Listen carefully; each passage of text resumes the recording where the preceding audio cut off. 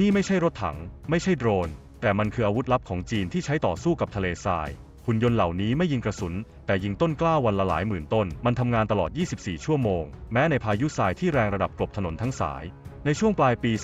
2024 จีนสร้างแนวกันทรายที่ยาวที่สุดในโลกเสร็จสมบูรณ์ความยาวกว่า 3,000 กิโลเมตรล้อมทะเลทรายไว้ทั้งแนวรอบและเบื้องหลังความสำเร็จนั้นคือกองทัพหุ่นยนต์ควบคุมทรายกว่า 8,000 ตัวหุ่นยนต์เหล่านี้ปลูกต้นไม้ได้เร็วกว่าแรงงานคนถึง 10 เท่าและแม่นยำกว่ามืออาชีพที่ผ่านพื้นที่จริงมานับ 10 ปีคำถามคือมันทำได้อย่างไรที่จะควบคุมทะเลทรายทั้งผืนต้องใช้เทคโนโลยีแบบไหนแล้วกลไกแบบไหนที่ซ่อนอยู่ในเครื่องจักรเหล่านี้เราจะพาคุณไปรู้พร้อมกัน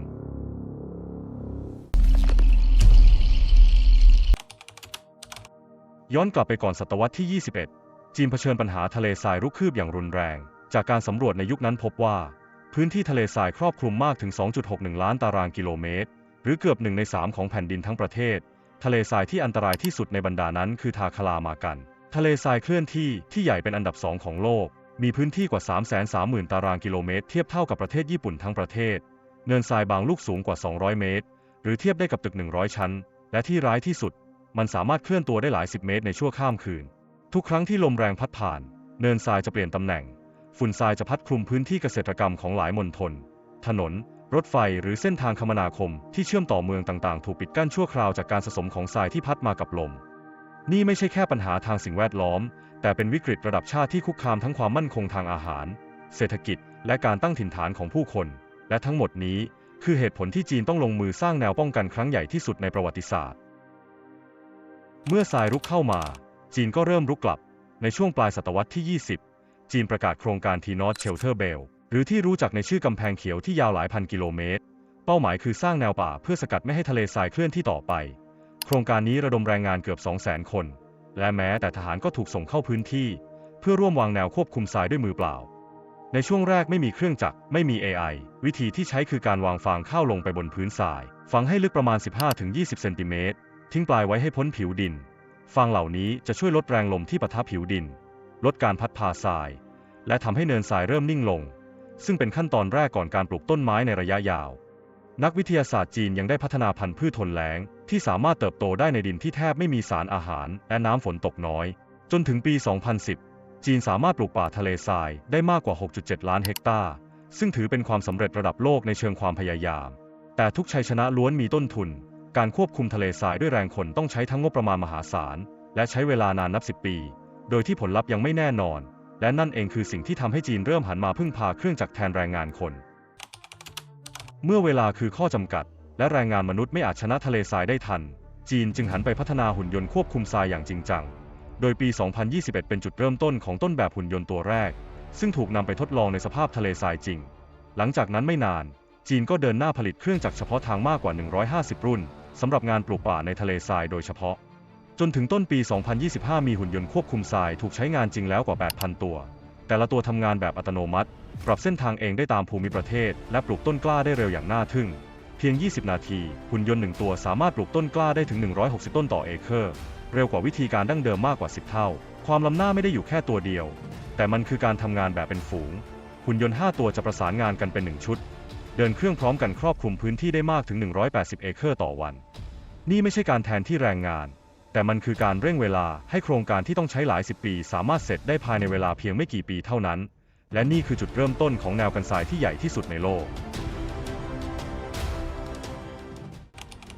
หุ่นยนต์ควบคุมทะเลทรายของจีนไม่ใช่แค่ขับเคลื่อนอัตโนมัติแต่มันคือเครื่องจักรอัจฉริยะที่รวมทุกขั้นตอนของการปลูกป่าไว้ในตัวมันสามารถทำงานได้ตลอด 24 ชั่วโมงแม้ในสภาพที่มนุษย์อยู่ไม่ได้ทั้งพายุทรายแดดร้อนจัดและรังสี UV สูงเพราะตัวเครื่องถูกออกแบบให้มีระบบระบายความร้อนขั้นสูงโครงสร้างทนแรงกระแทกและระบบไฟฟ้าที่คงเสถียรแม้จะอยู่ในสภาพแวดล้อมที่เลวร้ายก็ตามหัวเจาะหลักของหุ่นยนต์ติดตั้งมอเตอร์กำลังสูงสามารถขุดหลุมลึก1 เมตรได้ภายในไม่กี่วินาที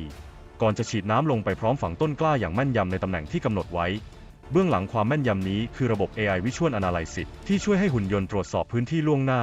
ประเมินลักษณะภูมิประเทศหลีกเลี่ยงเนินทรายหรือร่องลึกและกำหนดเส้นทางปลูกให้สอดคล้องกับลักษณะดินและลมหุ่นยนต์แต่ละตัวยังสามารถวิ่งบนพื้นเอียงได้สูงถึง 25 องศาและทำงานได้อย่างมั่นคงบนเนินลาดชันถึง 12 องศาซึ่งเทียบเท่ากับถนนขึ้นเขาบางสายในพื้นที่ห่างไกลที่น่าทึ่งที่สุดคืออัตราการอยู่รอดต้นกล้าที่ปลูกโดยหุ่นยนต์มีอัตรารอดเฉลี่ย 70-80% ซึ่งถือว่าสูงกว่าการปลูกด้วยแรงงานคนอย่างมากเทคโนโลยีของหุ่นยนต์จีนจึงไม่ได้เร่งแค่ความเร็วแต่มันยกระดับทั้งคุณภาพและความอยู่รอดของต้นไม้ในทะเลทรายภายในเวลาไม่ถึง 5 ปีแนวกันทรายรอบทะเลทรายทาคารามากันถูกสร้างขึ้นจนครบสมบูรณ์ความยาวรวม 3,046 กิโลเมตรกลายเป็นแนวป้องกันทางนิเวศที่ยาวที่สุดในโลกและเป็นปราการด่านแรกที่ช่วยหยุดการเคลื่อนตัวของเนินทรายพื้นที่รอบทะเลทรายที่เคยแห้งแล้งกำลังกลับมามีชีวิตอีกครั้งทั้งป่าไม้เทียมและพืชทนแล้งที่เติบโตได้อย่างต่อเนื่องจีนปลูกต้นไม้ในทะเลทรายไปแล้วกว่า 68,000 ล้านต้นฟื้นฟูพื้นที่ได้มากกว่า 29,000 ตารางกิโลเมตรหรือราว 2 เท่าของประเทศไทยพื้นที่โอเอซิสรอบทะเลทรายขยายตัวจาก 65,000 ตารางกิโลเมตรเป็น 100,000 ตารางกิโลเมตรในเวลาเพียง 30 ปีเพิ่มขึ้นกว่า 54%สิ่งที่น่าทึ่งคือหุ่นยนต์เหล่านี้ไม่ได้แค่เพิ่มความเร็วแต่ยังลดต้นทุนได้มหาศาลจากต้นทุนเดิม$300ต่อเอเคอร์เหลือเพียงไม่ถึง$180ประหยัดงบประมาณได้มากกว่า 40%ในขณะที่เพิ่มประสิทธิภาพการทำงานได้มากกว่า 10 เท่าจากแรงงาน 3 คนที่เคยปลูกได้เพียง 2 เอเคอร์ต่อวันนี้เครื่องจักร1 ตัวสามารถทำได้ถึง 20 เอเคอร์ภายในเวลาเดียวกันนี่ไม่ใช่แค่การปลูกป่าแต่มันคือการออกแบบระบบควบคุมทะเลทรายใหม่ทั้งระบบเมื่อข่าวความสำเร็จของจีนเริ่มแพร่กระจายออกไปหลายประเทศที่เผชิญวิกฤตทะเลทรายต่างหันมาจับตามองโดยเฉพาะในแถบตะวันออกกลางแอฟริกาและเอเชียกลางซึ่งล้วนมีลักษณะภูมิประเทศคล้ายคลึงกับทะเลทรายทาคารามากันประเทศอย่างมองโกเลียซาอุดิอาระเบีย UAE อุซเบกิสถานอิรักไปจนถึงแอฟริกาใต้โมร็อกโกโซมาเลียและเยเมนต่างส่งคณะนักวิจัยและเจ้าหน้าที่สิ่งแวดล้อมเดินทางมาศึกษาเทคโนโลยีควบคุมทรายของจีนในช่วงปลายปี 2024 จีนได้เข้าร่วมการประชุมระดับโลกว่าด้วยการต่อสู้กับการแปรสภาพเป็นทะเลทรายที่จัดขึ้นในริยาดประเทศซาอุดิอาระเบียโดยเป็นครั้งแรกที่จีนเปิดเผยรายละเอียดของโครงการแนวป่ากันลมทีนอตเชลเทอร์เบลพร้อมสาธิตการทำงานของหุ่นยนต์ปลูกต้นไม้ในเวทีนานาชาติอย่างเป็นทางการผู้แทนจากกว่า 100 ประเทศเข้าร่วมรับฟังและแลกเปลี่ยนข้อมูลหลายประเทศถึงกับขอเจรจานำเข้าเทคโนโลยีไปใช้งานจริงในประเทศของตนเพราะเมื่อเผชิญปัญหาที่คล้ายกันเทคโนโลยีที่พิสูจน์แล้วว่าทำได้จริงในจีนและอาจกลายเป็นทางรอดเดียวสำหรับโลกในยุคที่ทรายกำลังรุกเข้าทุกทวีปจากวันที่ทะเลทรายรุกคืบจนผู้คนต้องถอยหนีสู่วันที่ต้นไม้รุกเข้าหาทรายและมันต้องถอยกลับวันนี้จีนไม่ได้แค่ควบคุมทะเลทรายแต่ได้เปลี่ยนมันให้กลายเป็นระบบนิเวศที่มีชีวิตด้วยเทคโนโลยีที่วางแผนมาเป็น10 ปีและเครื่องจักรที่ทำงานทุกวินาทีหุ่นยนต์ปลูกต้นไม้ไม่ได้เป็นแค่เครื่องมือแต่มันคือคำตอบสำหรับยุคที่ทรัพยากรโลกกำลังจะหมดลงและภัยพิบัติทางสิ่งแวดล้อมกำลังจะเป็นความจริงในทุกพื้นที่ในอนาคตที่ความแห้งแล้งจะรุนแรงกว่าครั้งไหนๆเทคโนโลยีแบบนี้อาจไม่ใช่แค่ของจีนแต่คือของโลก